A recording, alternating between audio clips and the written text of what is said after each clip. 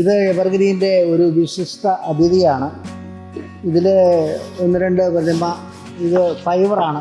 ഇത് നമുക്ക് വീടിൻ്റെ മുറ്റത്തോ ഇല്ലെങ്കിൽ നമുക്ക് വെളിയിലോ വീടിനകത്തോ ഒക്കെ വെക്കാവുന്നതാണ്. ഇതൊരു പൂക്കാരനാണോ പൂക്കാരിയാണോ എന്ന് കറക്റ്ററിയില്ല.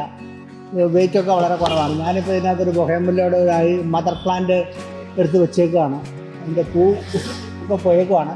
ഇതിൻ്റെ വേറൊരു സ്റ്റോൺ രൂപത്തിലൊരെണ്ണമുണ്ട്. അതിൽ നിറയെ പൂ നിൽപ്പുണ്ട്. അതും ബൊഹേമില്ലയുടെ മദർ പ്ലാന്റാണ്. ഇത് ആവശ്യക്കാർക്ക് വേണമെങ്കിൽ നമ്മൾ എത്തിച്ചു തരുന്നതാണ്. വെയിറ്റ് കുറവാണ്. റിസോർട്ടുകളിൽ വെക്കാൻ നല്ലതാണ്.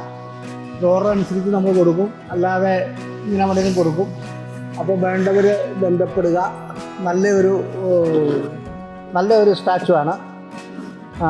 അതുകൂടാതെ നമ്മുടെ അടുത്ത് ഇങ്ങനെയുള്ള സാധനങ്ങൾ കണ്ടമാനം സ്റ്റാച്ചു ആയിട്ട് ഇതിൽപ്പെട്ട ഒരുപാട് സാധനങ്ങളുണ്ട്.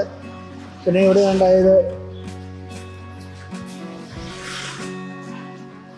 ഇതൊക്കെ ഒരു വീട്ടിൽ അത്യാവശ്യമുള്ളൊരു പ്ലാന്റാണ്.